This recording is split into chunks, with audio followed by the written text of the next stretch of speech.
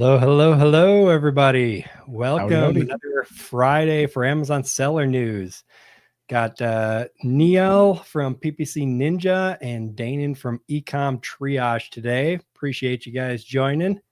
Always a pleasure, buddy. Thanks for having me. It should be a good one today. We've got some fun news to talk about with a new service provider portal that may cause some issues for service providers out there.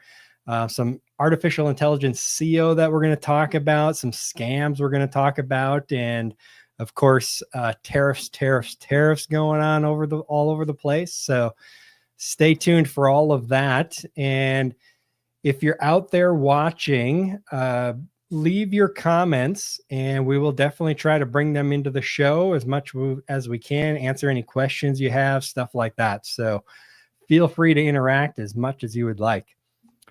But with that, let's go ahead and just dive into the first part of the news here.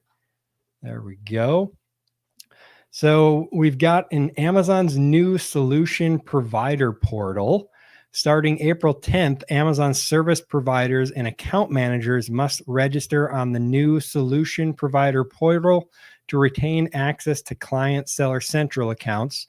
Failure to register means losing access, creating significant disruptions, especially for smaller providers managing multiple accounts. Adding to the challenge, names containing Amazon, AMZ, or Prime potentially could be blocked from registration because they're trademarked terms from Amazon. Sellers and service providers need to act fast, complete the necessary migration steps, and prepare for potential hurdles in this new system. So definitely big changes for service providers and probably for sellers as well, because almost all of us use some kind of service provider that is going to be affected by this. So you're going to have to rework how they're getting access to your account. Mm-hmm. Now, Danon, before we went live, you mentioned you already went through the registration. So if you want to tell us a little bit about how that went. Yeah, so it's just a whole bunch of steps, and you have to provide them information. You have to sign 3 documents, if I remember correctly. My wife actually did probably 70% of it, and then I did the last bit. But it took her, I'd say combined, it's probably an hour's worth of work, maybe. It's hard for me to gauge that because I wasn't doing the bulk of it, but I probably spent 20 minutes getting the rest of the data and signing the documents and stuff like that. Overall, it was fairly painless. A lot more painless. Excuse me, a lot more painless than I would expect coming from Amazon dropping something like this, you know? Mm-hmm. So it seems like they actually thought this out. And so here's what I'm not sure of. Some companies like myself use a unique email for each client so that there's no overlap of information or anything like that. Yep. So I did this through Ecom Triage, but does that then cascade down to every email that I've done for my clients? I would wager not. And so I think I will probably have a problem despite having gone through the process. And I have not been approved yet, but I'd guess that I'm going to have a problem, a serious problem coming up soon here. Yeah, you would hope that they would approve your domain name, so anything at ecomtriage.com would be approved if they approve your account. Yeah, maybe so. But I don't actually know. I've got the SPP page up right now. Oh, interesting. So Todd, you're on it there. So yep. You were saying that it sent you to the Seller Partner API, which is, this is clearly a part of that. But in order to become an approved seller partner, I believe it's a completely different process than this. I think this is like probably a much lighter version would be my guess, because to my knowledge, this does not give me access to SP API. Mm-hmm. Mm-mm. Yeah, no, for some reason it's just developed inside of the selling partner API, which is a little strange, but I guess they're probably trying to merge the service providers and the solution providers into one portal, I guess would be what they're trying to do. Yeah. That's exactly what I think. It's probably like a giant database consolidation and saying, okay, all service providers, whether you are SaaS or part of the Amazon and external economy that is not actually selling products but selling services, we're all going to register in this place and we're just going to track everyone over here versus having multiple databases. So that makes sense for pushing everyone that way. What I find kind of interesting is that now's the time that they're going to go ahead and do this. I mean, service providers on Amazon have been around for forever. And I look at this similar to registering an Amazon account, right? Where a selling account, where it's like sellers have to go through these hoops, jump through these hoops. And, it does take an hour and you have to provide all that. You have to, provide your firstborn as collateral to get on the platform and, and jump through all the hoops. And now they're looking at it going, okay, well, in the email, they're specifically citing safety concerns for Amazon sellers, right? So that means when I look at this, or like when I read that email, it's like, okay, some Amazon sellers are probably getting scammed by service providers, and they're saying, okay, it's the Wild West. We're gonna, there's regulatory concerns here. We're going to make everyone register and be able to hold someone accountable, right? Because it's probably all about accountability. Someone got scammed from some unique scam that we have no idea about because we're on the up and up service provider side of things. But that's what I see when I read this email. Yeah. And, the other thing is I actually support that, because I would think of it as like maybe Fiverr, right? Where everyone is registered on Fiverr. And if you get scammed by someone, you can go to Fiverr or Alibaba, for instance. You can say, hey, look, these guys didn't do what we agreed upon. Here's my evidence. Cool. You got trade assurance. Here's your refund, right? Or whatever it is. I think this is a good thing, right? Will it disrupt us? Yes, it will. But guess what? Amazon's been disrupting sellers and service providers for ages. This is just the next one. So I can't remember who I was talking to. I think I was on a podcast, and he asked me, I was on a podcast, and he asked me, like, what do you think is going to be the thing for 2025 to 2026? And I basically told him, look, you evolve with the future, you die in the past. And it's always been that way. And I am a shining example of that with my private label. I didn't evolve with the future. I knew it was coming. I was there when it happened, and I was there when it passed me by. So, and my private label's dead because I didn't evolve. So this is just going to be that for service providers, and like I think it will cause problems, but ultimately I think it's a good thing. When you brought up talking about those scams and the deliverables, right? I think that's a major one.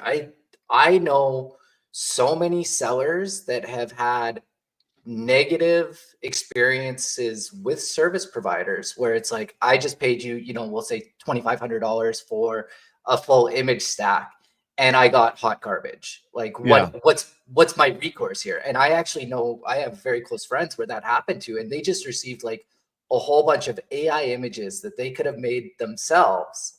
Yeah. And they were out $2,500, and they followed up with the agency, and then they just ghosted them. Right. And it's like, well, so that, as soon as you said that, that's like the light bulb clicked on for me right there, being like, this could definitely be a source reason as to why this happened. Now, it'll be interesting to see how Amazon delegates, or how Amazon will enforce this, right? Because like from the PPC side of things, for my industry, it's like, I hired you to maintain my ads and do a good job. And it's like, well, I'm only as good as your conversion rate. So yes, I was working in the account. I was doing exactly what you told me to do, but the results didn't happen, not because of me, but because of we'll say external market factors, your offer, those kinds of things. I was working on the account, but we didn't get the results we wanted. How does that get enforced? Right? Yeah. Because then it's like, I'm still doing the work, but I'm not getting the results that we wanted. Yeah. It's to me too, it kind of, you would think it opens up Amazon a little bit to lawsuits and stuff if one of the providers in their network then scams someone. It brings some legal issues on Amazon, I would think. Yeah, well, that's a good point, Todd. That makes me wonder, is there going to be a database, a public database of everyone here? Like, are we all going to be part? Are we going to go from, 300 solution providers on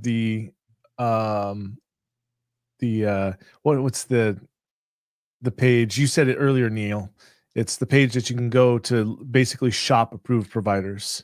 Yeah, the service provider network. Is that what it's actually? Okay, fine. Yeah, I thought it had another name. But are we going to now go from 300 people listed there to like 30,000 because there's so many of us that just even me as an individual, I have access to people's accounts because I've just helped them. Does that mean that me as Dana Coleman needs to get approved on SPP? I don't know. I don't know what to expect, to be honest. I think so. Yes. I mean, if you're doing any kind of service work for someone, like if you're managing someone's account or something like that, even if you're only doing it for one person, technically you would have to register and be approved to continue doing that. Otherwise, you're going to risk getting that access shut down. Interesting.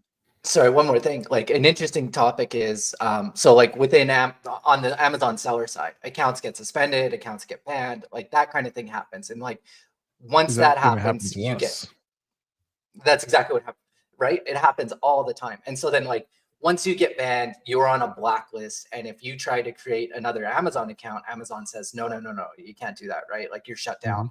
And so now for the service providers, that can also be something that happens where like during the process, I'm sure they wanted everything about you, right? Like I haven't gone through the process. I'm not going to have to go through the process because I'm just at the executive level, but not the owner. So I'm not responsible for filling in all that paperwork. But I'm sure they want, all of copy of your passport, driver's license, banking information, all that kind of stuff to be like, okay, we're gonna be able to trace you. So if you do get flagged, we have a blacklist that we can now enforce. And like I remember probably back in like 2015 or 2016, Helium 10 came out with the selling course, and Kevin King had a blacklist going, and it was just like suppliers not to do it. And there was no kind of like widely accepted list going. And so it was like, okay, well, here's an actual list of, companies you probably want to avoid. And I think all in all, that's also positive for the sellers. But at the same time, how did they get appealed if you do somehow end up on that list as well? Right. So then if we take this a step further, are they going to make Amazon sellers pay providers through a whole new monetary platform and then hold with a 15% referral fee? Yeah, exactly. And then raise fees every year. I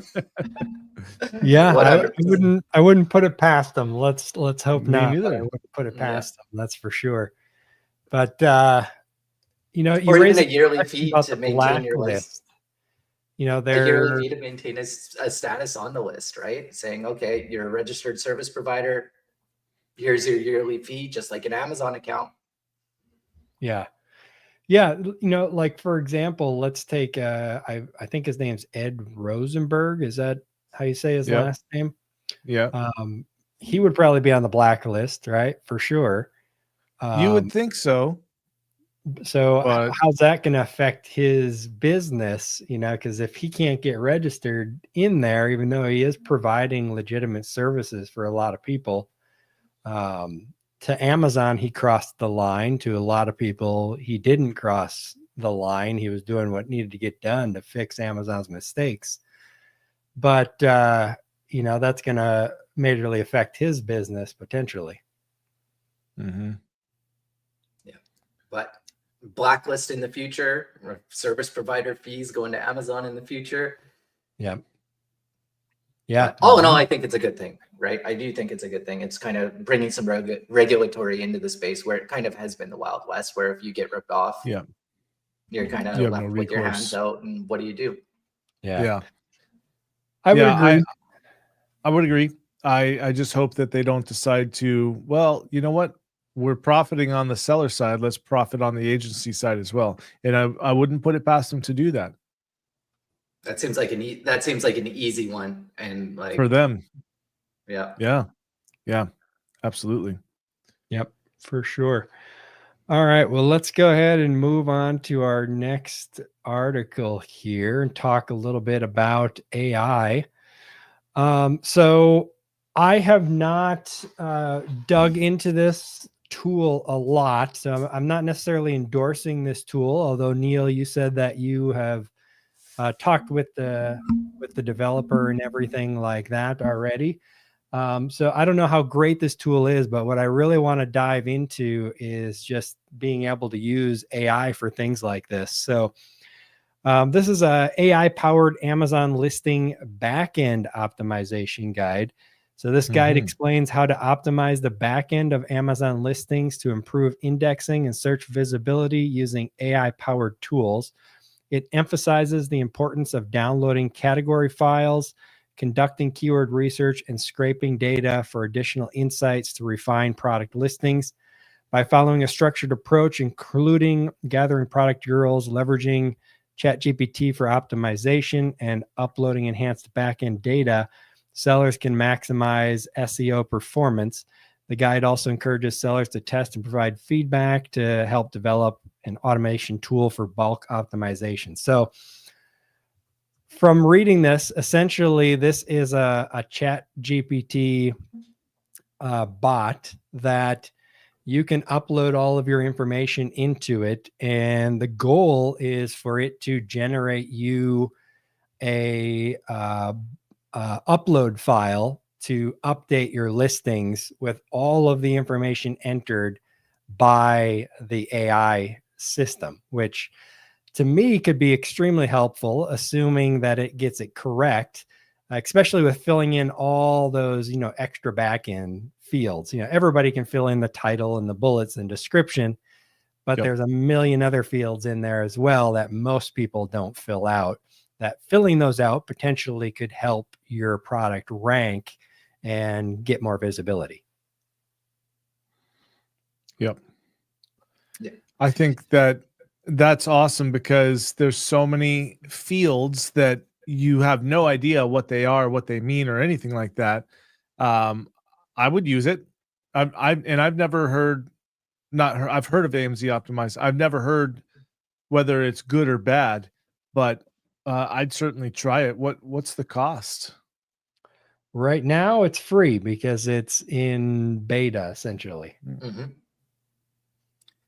Well, and can't like argue with with the free. Yeah, free is always the best price, especially when we're talking about being able to test things. So few things about this, like the bulk uploads for products, the back end ones that you upload, they are incredibly tricky, right? And like I've gone through those, and I'd say that Amazon's training on how to use these is like anything else. It's subpar, right? Like I remember when I was learning how to use bulk sheets, I was writing nasty messages to the Amazon YouTube channel because I was like, you guys are skipping over the most important parts of the training. And so a lot of sellers aren't familiar with all of this information that needs to get filled in. And so I think anytime we can actually fill in more information, feed more information into the AI to help it better understand what our products is down to the most micro level possible, that's a good thing. And if someone has developed a tool to make that easier and has actually gone through and mastered, these product bulk uploads and making it easier for everyone. I mean, that seems like a pretty good service to offer. Yeah. Yeah. The question with AI is always, will it get it correct? And Right. what kind of incorrect information is it going to put in there? The example I like to give is when I asked ChatGPT one time to give me the highest elevation in every state. And it came back with elevations, but sometimes we had only 48 states. Another time we had 54 states. So it's kind of, all over the map. It doesn't always get the information correct. Mm-hmm. And so back when I was a seller, I remember I uploaded one of these bulk sheets. I was trying to fill in additional information. So I personally struggled with this in the past. And Same. when I uploaded mine, the bulk upload went through without any errors. And I had unknowingly changed my product type, which meant that my product was no longer searchable on Amazon, even though it was there. So the only way you could find my product is if you had the ASIN and you were directly typing it in. It disappeared from all search results because it was classified in the wrong category. And it took me about 2 weeks to figure this out. And so building off of what you said, Todd, is, these AIs, they get it wrong. We catch GPT lying to us all the time, like just making stuff up, even when it's in reasoning mode. And so I think there is a level of review that needs to be required before you use a tool like this, because the AI does just want to give an answer, even if it's not the correct answer. And, the implications on this, like if you don't know, like for me personally, I didn't know what I was doing. I was just being like, okay, I'm optimizing my listing as much as I possibly can. I'm filling in all this back-end information. And I had inadvertently changed my product type, which actually hurt my listing more than if I had actually done nothing. So I think that like making sure that there is a review process there, or just having a backup that you like hitting the reset button if something does go a little squarely or sideways and you have unintended results and you don't know what you actually did is probably a good thing. But like having a tool like this is a great step. Yeah, I think necessary for probably most people. And I talked with I was on Pasha's podcast, I think last week, and we had great conversations about AI, and he's definitely one of those guys that is embracing it and understands that, like you said, Dan, and it's embrace it or get left behind. Yeah. Right? I use it every single day for optimization of listings and writing app scripts to manipulate data in Google Sheets. Things like that. So it's definitely extremely helpful. But you do have to double check the data that it's giving me. So that's, one worry of a tool like this is that people are just going to use it and upload the data. And then like happened to you, Neil, they changed their category accidentally and they no longer exist because, the AI doesn't necessarily know that. It shouldn't do that. It's just trying to optimize you the best way it knows how. Yeah. Well, I think with any AI tool today, you still, no matter what, you need that human intervention. Like you've got to cross-check the work of it, right? It's not the answer. You know what I mean? You have to go and look. I think it's a great base to getting started and helping you put together pretty much most of what you need. But these days, I don't know if you guys feel this way, but I've had quite a few people create content for me or a list or something like that. And like, you used AI for this, didn't you? There's just, I can't even put my finger on it yet, but there are subtle hints to me that it's just purely AI. And I know that they spent 34 seconds creating this rather than actually looking at it. Like, by all means, I tell my executive assistant, leverage AI, leverage it, make your job easier. but don't trust it. It's like trust but verify, right? Yep. And the verification step, it's quality control. Every company needs that, and you need that with AI. You have to quality control it. Yep. Yeah, for sure. Do you guys have any favorite AI tools that you use frequently? I mean, I use ChatGPT almost exclusively. I like Perplexity. I think that it does a better job of content creation. And I've been using Gemini a little bit more, but um, not for language-based requests and stuff like that. Mostly inside of my Google atmosphere. Mhm. You know what? And then actually, this is a kind of a weird plug, but anyone that needs a note taker, I use Fathom Video. I've used Fireflies. I've used uh, Zooms. I've used a couple of other ones.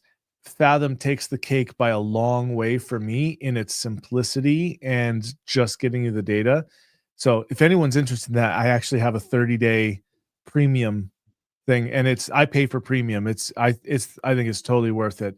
Like I probably go to Fathom to reference my meetings with clients as Mhm. much as or more than I go to Fathom. ChatGPT in a day. Yeah, Fathom.video. Hmm. Yeah. It's So incredible. Incredible note taker. Okay. I Mhm. was using Firefly AI, and Mhm. I believe Google just forced everyone in the Google Business Suite to adapt to Gemini in that aspect. So I started using the Gemini note taker for a lot of my meetings, and I'm You actually did? finding pretty good Okay. results. Yeah, and so it was good enough that I canceled my Firefly AI subscription, and I'm Okay. just using Gemini now. I find it gives a good enough overview that I can get exactly what I need out of it. I take notes. I have the AI and I take notes at the same time when I'm in my client meetings. Yeah. And then in terms of like the AIs that we're using within the agency, so Monday is what we're using to help do a lot of our AI streamline automation processes. And Yep. then GPT, like we have a repository of GPTs that we built, right? And it's just, you can do all kinds of things. So we have TOS listing compliant titles because Amazon just changed the way that they were enforcing titles. We have Yep. for finding negatives within product listings. So we download all the search terms, we upload them, we punch in the listing, and it'll spit out phrase negations. So we can just cut off anything that's irrelevant at a product level and make sure that like we're just keeping all that clean. But it would be Gemini and GPT and Monday are probably the big ones that we're using within the agency for us. Yep. Okay. Nice. What about you, Todd? I see you Uh, are paying for Gemini Advanced. yeah, so I have started using Grok a lot more Mhm. Mhm. than anything. I don't know. It does great work when it comes to writing app scripts and coding and stuff like that. And now with the new deep think and deep search that they have, seem to be Mhm. pretty impressive for finding data and stuff like that. But I still jump over to ChatGPT sometimes for some writing things. It seems to be a little bit better for that. But yeah, I've played with Gemini as well. And you can see I got a bookmark right here for Claude over in the Yep. corner. So I use that as well. They all have kind of different strengths and downsides. It all depends, but they're all Yeah. advancing quite fast. Mhm. Yeah. Yeah, I mean, just when I first used Claude, it was pretty bad. It's like, and I say that in relation to other AIs. Like Mhm. when Claude first came out, AI was, for at least for us general consumers, it was revolutionary, right? So it's still good, but the results that I got were far worse than what I got in GPT. But I think that you look at anything, everybody, almost all tools are implementing AI. Even my CRM, which is high level, through Mhm. parsimony. Um, when I'm creating workflows, and I'm no genius at this. I'm literally bumbling my way through this. It gives me suggestions. Do you want to do this or that? And I go, well, what is it? And they go, well, how about a 1-day pause right here before you send this next thing? I was like, oh my God, I was looking for that, you know? And I think that I think that technology in general is just going to get to the point where we go, I need to do this. This is what I want it to do. And you just tell the tool goes, cool, this is what you need. Click yes if I understood you correctly. And so all of these help pages and help files and stuff like that, it's all going to go into a simple system where you ask an LLM what to do. And not only does it give you the answer and then ensure that it's got the right answer, but then you're going to be able to click a button to implement. And so you'll save yourself like I can't even tell you how much time I spend trying to figure stuff out, like Stripe, for instance. God, I hate Stripe. So I just want to build off something that you just said there. So you Mhm. kind of started about how with these AI tools, they need oversight, right? Yeah. And human oversight. And I think that's kind of what a lot of people are starting to really recognize is that AI is coming and it's going to be the people that can wield it and use it will be the ones that are actually controlling it. When Yeah. I do lots of sales calls and people ask me about the software for a service and they say, hey, how do you stack up against all of these other PPC softwares? The number one question we get asked is, hey, do you have AI built into your software? We say, no, we don't have AI because we found that like AIs can be just a black box. And we talked about how sometimes it gets it wrong. And we found that sometimes you spend more time on doing what it did than actually going forward as well, right? Because it does make those mistakes. And so Mhm. that human level of human oversight is extremely important. And then just kind of having transparency around how it got there, right? So like those deep think models and being like, this is the steps I went through. You can verify all of this and make sure that it all adds up Mhm. is super important as well. Right now, when we're starting to get into app scripts like what Todd has up on the screen here, Mhm. color me lost, right? I'll Same. plug it in, I'm so I'll bad at plug it this in, and stuff. I'll just cross my fingers and hope it works. Yes. Yeah. And that's the key with writing code is to phrase the statement correctly and explain what you want correctly. So I have a computer programming background, so I understand like if then logic. And so when you're writing a statement for what you want done with code, you want to think in like if this then that, if this then that, and kind of explain it in that way to the AI so it gets it right. Show me your prompt on this because that's actually a fairly large bit of JavaScript, right? Well, let's see what I wrote here. So I pasted in the whole function, but so I need to update this app script to also include on the new restock any SKU that do not have any units in the AWD sheet columns. And then I listed all the columns, and also do not have any units in the seller board sheet in these columns. And then I pasted the function. So kind of like an if then, and specifically telling it which columns I want to look at. Because if you don't give it enough information, it will just make assumptions. Yeah. Like if I didn't tell it the columns I wanted to look at, it would just pick random columns Yeah. and not ask you. They're not smart enough a lot of times to ask you questions. Even if you say, do you have any questions before you do it, anything, it's like, nope, I'm good. And it just spits out code and makes assumptions. So you got to be specific when you ask it to write you code. Yeah. I would not be able to produce this.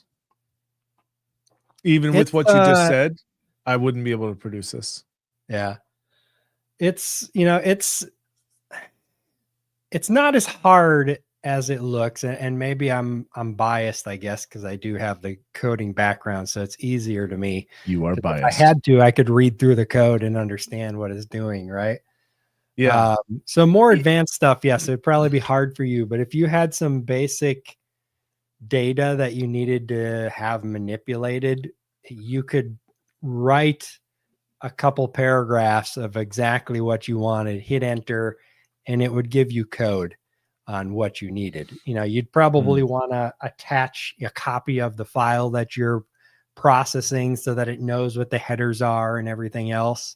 Yeah, see, that's I don't think you can do that today. So I do everything in Google, right? And so I want to be able to just paste the link to it and say, hey, call them That would be this, call them nice. that. Yeah. Yeah. I mean, I don't see why we don't have that right now. I'm sure it's in the works. I'm sure it's in the works. I'm sure that Google is saying, nah, they can use Gemini Pro for that and pay for it. One of the very cool Google's apps. going to try to. Sorry, go ahead, Neil. Oh no, I was just gonna say one of the very cool app scripts that we built within PPC Ninja. Ritu built it, so I'm just like you, Dan. App script, Yeah. no go. Yeah. But Ritu loves it, and so she built like a tiny app script that lives in Chrome, and it's part of the AI thing and Rufus. And what it does is on the Amazon listings now, you can ask Rufus questions, right? Yeah. What does this product do? Blah blah blah. And she just wrote an app script that says, I want you to ask Rufus 20 questions, and then we're going to download and scrape all of that data, put it into a Google Sheet, and then we can analyze it and figure out what the AI is thinking your PDP actually is, right? So I tell you, man, Ritu is a genius. She is so smart with that stuff. And like, you'd never know. She's so soft-spoken. She's super sweet. But up here, she's calculating everything. She is awesome. Yeah. She really does move mountains when it comes to, like, I like to think that I can operate at a high level and think things through. And then she comes up with these things and I'm like, Ritu, like, when did you come up with that? And she'll be like, oh, I couldn't fall asleep. So I did this at like 3 a.m. It's like, okay. Right. Yeah. Totally. Yeah, that's awesome. So I have to ask then, is that script going to become available publicly for those of us that want it? I know she's been doing a lot of AI webinars and masterclasses. And I know that I believe that one's come up quite a bit inside those masterclasses. So I mean, if you want to see it, you got to go check it out. Find some of the videos, or I bet you, if you send her an email, she might just send it right to you. Yeah, cool. Speaking of that, I was just talking to my buddy, I don't know if you know him, Tomer Rabinovich, yesterday, because I've got the spreadsheet of all of the e-com events going on around the world, and I've got the group, and he's like, dude, you need to also do just like these one-off webinars and stuff like that. I'm like, you know what, you're right, I need to do that. So Ritu, if you're listening, although Neil you can tell her, any events you're doing, let me know. I'm going to start building a spreadsheet of events, like outside of big events. Yes, because I know she's been doing that for probably 2 years now almost, but I lose track of what's going on and who's doing what and where it's going to be and when and all that stuff. Like you could spend your whole life on webinars and trainings, but for sure. I just lose track of what's going on and what I'm interested in. I miss it,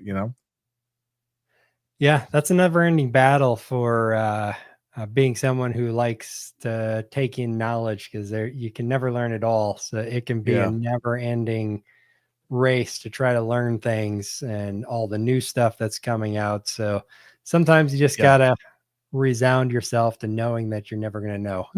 Yeah, exactly. I was trying to keep track of every AI tool that came out.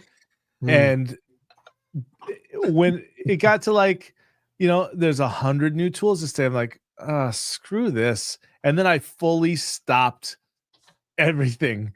I'm like, okay, I'm just going to use ChatGPT. It works for what I do. I use AI at a very low level, higher level than people that don't use it, and much lower level to people that are building businesses around it. But it has been, I feel like I'm missing out. I'm sure that there are, it'd be cool, Todd and Neil, and actually we should get Ritu on this, is to do like a business optimization AI tools thing. Like, this is what you use for this. This is what you use for that. That would be kind of cool. Yeah. I mean, we built another cool one. Actually, I probably won't talk about this one in the public. We can talk. Dang about it! Now, of course, mystery sandwich, buddy. Now we have to know. Yeah. We can talk about it offline. It's a cool one though, for on All the right. backside of business things. Sweet. Sounds good. Well, yeah, an AI episode would definitely be fun. So we might have to set You'll that have to up bring Ritu on in for the that near one. future. For Yeah, sure. for sure. Yep. All right, let's go ahead and jump on to our next story here. So this one I thought was pretty interesting. This is from Amazon themselves. So Amazon warns of rising fake customer service scams on social media. Amazon has reported a 33% increase in customer service impersonation scams on social media since December. Scammers monitor customer complaints in comments and respond using fake accounts, attempting to direct customers to external links or collect personal information. Amazon reminds sellers and customers that official Amazon representatives will never ask for private messages, external links, or sensitive details on social media. To stay protected, always use Amazon's official website, app, or verified social accounts for support. Now, I have not seen any of these scams myself regarding Amazon, but I have seen a ton of these scams lately regarding my Facebook pages, like people pretending to be Facebook support and trying to get me to click on links and stuff. Oh, really? I've not seen any of that. I've got a few Facebook pages. I've been getting a ton of messages like every day, like a new message from, and they'll have a name. The name of the person that's messaging me will be like Meta support is like their name that it comes up, and they've got a Facebook badge as their logo and everything, or their picture and stuff. So it looks relatively official if you don't know better.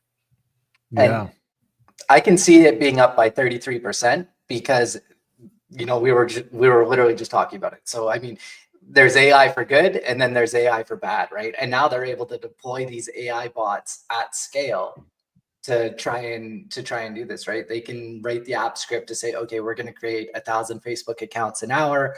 We're going to have all these email addresses, and then we're just going to do this at scale through wherever, right? And I think that's why we're seeing such a rise of this kind of scamming, because before it was a lot harder to deploy at scale. But now that we have these AI bots, like what I think I saw something where it's like please correct me if I'm wrong. It's like 70% of internet traffic is now bots, right? And so that's I wouldn't doubt it, I guess, but that seems high. That's I heard it somewhere. I can't verify it, and I think I saw it on Reddit or something like that. And so I mean, take it with a grain of salt. But I would imagine that at least 50% of the internet traffic is probably all bots now. And so you know, when you have that many bots kicking around, whether they're AI or whatever, internet scrapers, it could definitely be not out of the realm of possible that this is just AI tools getting deployed at scale by people with not so great intentions versus, you know, we're seeing the side of the AI world where it's all great intentions, right? We're helping people, and these people are just saying, okay, I'm going to use this to extract as much money as possible. Yeah. I don't enjoy that we have those types of people. Yeah. I mean, you could apply yourself in such a better way to help. It just doesn't make sense to me. But I applied myself to help people, so. Look at that. Here they're talking about, look closely at messages claiming to be from an Amazon driver. Oh, wow. People are pretending to be Amazon delivery drivers in emails, fake order scams. Wow, there's a lot going orders, on. Membership renewal scams. I'm sure there's seller support scams in here as 100%. Well. I mean, trying to get access to seller accounts and stuff like that. That's got to be targeted new sellers, because any seasoned seller knows there's no way they'd be that helpful. Yeah, that's a good point. Very good point. Whoops. So I just Googled it, and it says that 50% of internet traffic comes from non-human sources. And then it says bad bots in particular now comprise of nearly 1/3 of all traffic. Whoa. Okay. So Yeah. that's that. And I mean, I've like, even as a Amazon customer, like I buy on Amazon, several times a week, I'll say. And I'm still getting those phishing emails where it's like, dear valued Amazon customer, here's redeem a gift card, right? Enter your email, click this link, redeem a gift card. And it's like, that's all getting deployed at scale too. And I'm wondering, that's definitely going to be baked in there as well. Yeah. And it's, the spam filters are not very good at catching this stuff. I was mentioning the Facebook messages. It's like, how could Facebook not pick up that is an obvious scam? I mean, it's obvious to me as soon as I look at it that it's some scammer trying to mess with me, but they don't send it to spam. They send it to the inbox. Yeah. And Gmail does the same a lot of times. Like the craziest messages sometimes will get through. It's like, how did you not pick up that is obviously a scam? And, one thing you want to look at when you get an email from someone is just look at the domain name that it's coming from. Make sure it's coming from @amazon.com. But you still have to be careful because that can be spoofed, as it's called, and they can fake what that says in different ways. So you have to be careful with that as well. Yeah. So myself, if I ever get an email that I'm not sure about, I'm never clicking on the links. I'm always opening up the website directly and then navigating to wherever I need to reply to it or whatever. Just because it's so easy to fake that kind of stuff. Yeah. One of the things I'll do is I'll just hover my mouse over the link, and at the bottom left of your browser, if you're looking inside your browser, it basically always gives you a preview of what the link is. And you can tell a lot of times right then and there. And what I'll do is if I don't see that, if that looks suspicious to me, I'll do a search on the web for what is this domain. And then if I get back a whole bunch of like fraud websites, then I know, okay, don't go to that domain. Yep. Yeah. You got to check the link and the where it's going, because like this URL right at the top here, right? Trustworthyshopping.aboutamazon.com. Somebody could register, askamazon.com. And now you think you're on an Amazon page when you're actually on some third-party site that looks like Amazon and that you're about to log into. Yeah, I mean, honestly, even this link, I'd be suspicious of it. Yes. Because it doesn't say trustworthyshopping.amazon.com. Yep. And what they'll do a lot of times is they'll register a domain. So let's say they register the domain, helpful.com or something, right? And then they'll set up amazon.help.com or something. And you'll click on it and you'll see, oh, amazon.com, but it's actually amazon.help.com or something like that. And so you really have to be careful.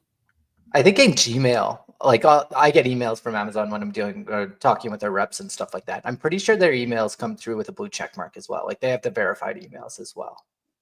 In the verified emails in Gmail, when you get an email from Amazon, they have a blue check mark. Yeah, I've seen that before. I've definitely seen that before. Yeah. And we've seen some pretty interesting ones come through the agency too. And yeah, I don't see any blue check mark in my Google account. So maybe that's some plugin or something you guys have installed on your server. I can't search Amazon.com inside my inbox. It's absolutely a nightmare. Well, the main thing is just to, watch out for scams, whether you're a buyer or a seller. They're coming for you. You're going to get tons of stuff all the time. You just got to be aware of that stuff out there, and never trust anything you receive in a Facebook message or an email or anything like that. You never know. Yeah. And once they have access, they're probably going to lock you out real quickly. Oh yeah. Mhm. All right, so let's bring up the last one here. This one I don't have a summary on because we just added it here last minute. But Trump has added an additional 10% tariff on top of the 10% that was already on there. And that went into effect March 3rd, I believe it was, so a few days ago. And he did just delay the 25% tariffs on Mexico and Canada again. So those are not going to in effect yet. But if you've got products that are coming from China, you're going to be hurting a little bit with the 20% tariff going on there. Yep. Yeah.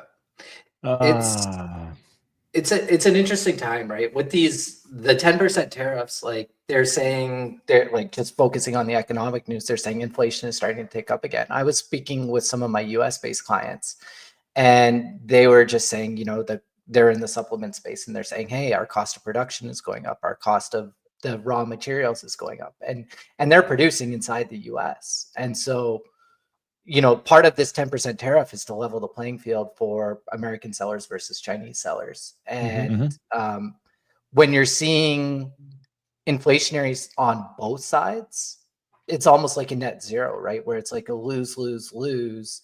And the only person that's really going to benefit this would be the actual government, because they're getting an extra 10%, right? It's like hiring lawyers. Exactly, right. You're mitigating or litigating absolutely nothing here.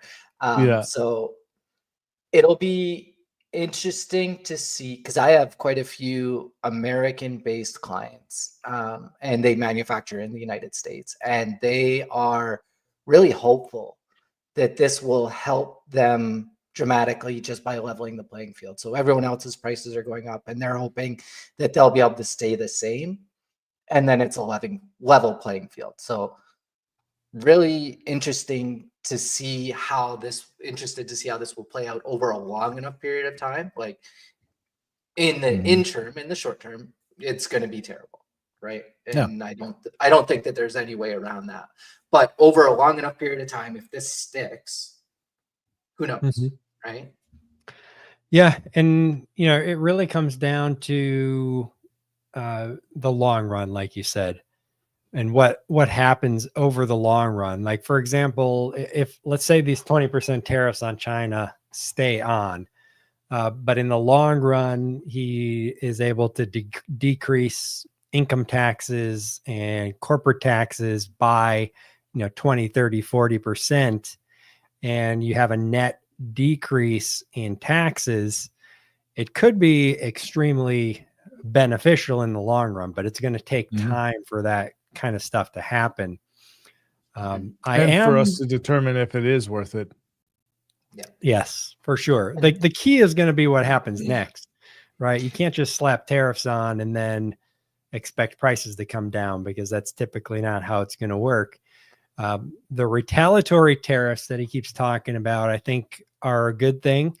If the United States just implements the policy that whatever your tariff is on our stuff, we're going to put the same tariff on your stuff, that could have over time an overall lowering effect on the total tariffs that the world sees, and so that could have a lowering of price effect over time. But all of it, unfortunately, is just going to take time. And in the interim, you're probably going to see higher prices on things.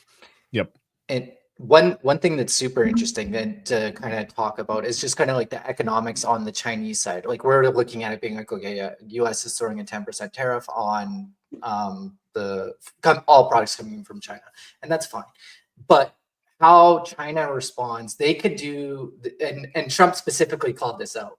He said, hey, don't devalue the yuan 10% and offset this tariff, right? Because then it like China can fully do that, where they're saying, okay, we're just going to drop our currency by 10%.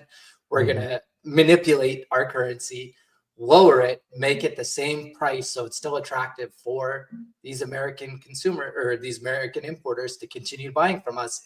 Everything's the exact same price, and the party just goes on, and this does nothing. And then the U.S. government actually gets that 10%, which is, ideally what Trump wants, but at the same time, it's not making it more competitive for American businesses trying to sell to American consumers, right? Yep.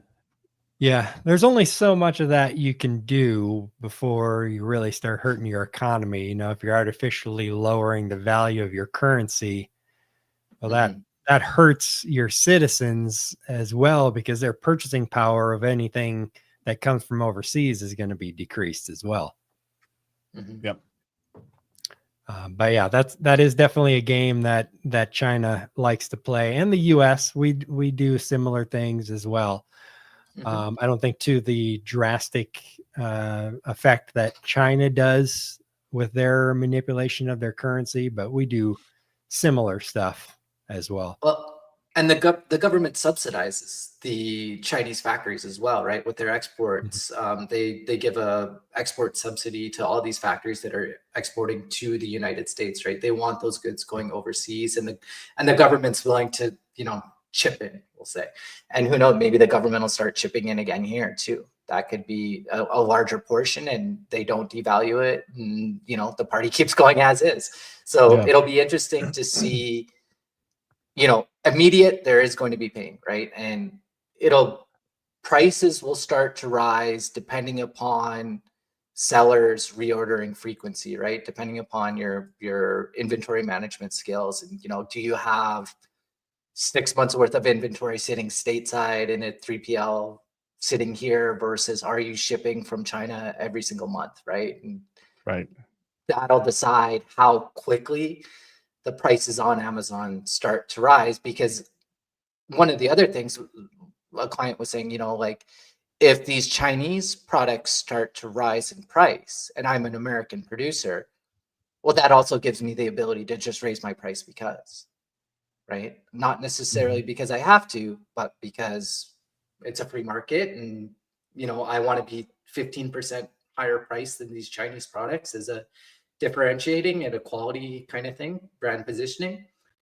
And so they might just continue to raise their prices as well. So who knows where this will go or how this will end. Yep. Yeah, it's going to be interesting to watch. It's been a heck of a ride for 40 some odd days so far. I think about the fastest any administration has ever moved before. So we're only 40 days in, and it feels like we're 4 years in already. So no kidding. Definitely going to be interesting to see where it goes and how this all shakes out. You're going to have tons of people, freaking out and talking about the world ending, but the world's not going to end. It's going to keep going on. We just got to wait to see what the end results are. I'm hoping and praying that things turn out the way he's looking at, because if he can decrease income taxes and eliminate a lot of the federal government and decrease costs and things like that, the net result could be extremely beneficial, bringing manufacturing back to the U.S. and stuff. But there's a lot of ifs in there. We got to wait and see, and hopefully it works out the way he's trying to make it. I hope so too. And if the world does end, none of us will remember. That is true. That is true. Definitely. But all right, guys, we are up to the hour here. So this has been a lot of fun. I appreciate you guys coming on. Everybody out there watching, hope you enjoyed. And every Friday we'll be here. So we'll see you next Friday. Bye, everyone.